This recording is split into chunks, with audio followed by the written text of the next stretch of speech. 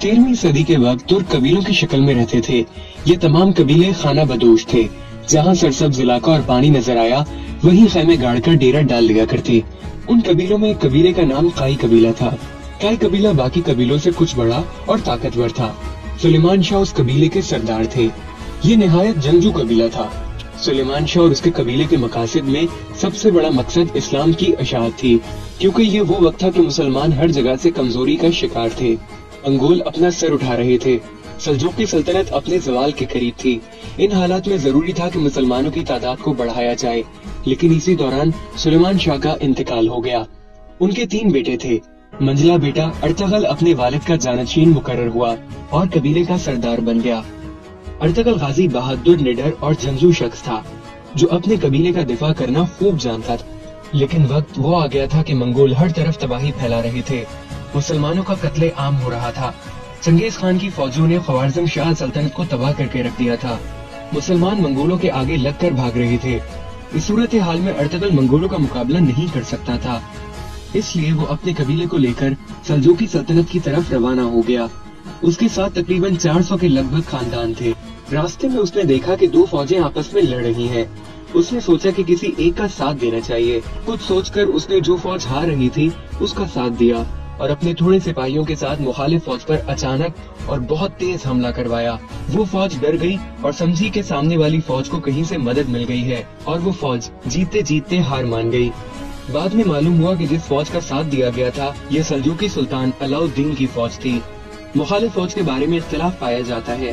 बहरहाल सुल्तान उनकी बहादुरी से बहुत खुश हुआ और अर्तगल के कबीले को अपनी सल्तनत में अनाजुल के करीब सकारिया के इलाके में एक जागीर अता की और ये कबीला वहीं आबाद हो गया। सुल्तान ने उनको इजाजत दी कि सरहद के साथ साथ इलाकों को फतह करें और उनको सल्तनत में शामिल करें। ये इलाका बाज़ंतीनी ईसाई सल्तनत के बिल्कुल साथ जुड़ा हुआ था। अर्तगल ने कुछ ही अरसे में अपनी शुजाअत और बहादुरी का सिक्का बिठा दिया। उन फतूहात का नतीजा ये हुआ कि बाकी बहुत से तुर्क कबाइल भी अर्तगल के साथ मिल गए और उसे अपना सरदार तस्लीम कर लिया। अर्तगल सुल्तान अलाउद्दीन के नायब के तौर पर भी लड़ता रहा और उसकी ताकत में दिन ब दिन इजाफा होता गया। अर्तगल ने बाज़ंतीनी सल्तनत के एक बहुत बड़े मुतहदा लश्कर को शिकस्त दी। मुद्दतों उस जागीर को हासिल करने के लिए मुसलसल जंगें लड़ते रहे और 1281 में 90 बरस की उम्र में अर्तगल का इंतकाल हो गया। उसके जानशीन उसका एक बेटा उस्मान गाजी था। उस्मान अपने वालिद की तरह पक्का मुसलमान, बहादुर और हौसलामंद था। उसने भी फतूहात का सिलसिला जारी रखा। 1299 में सल्जूक सल्तनत बिल्कुल खत्म हो गई।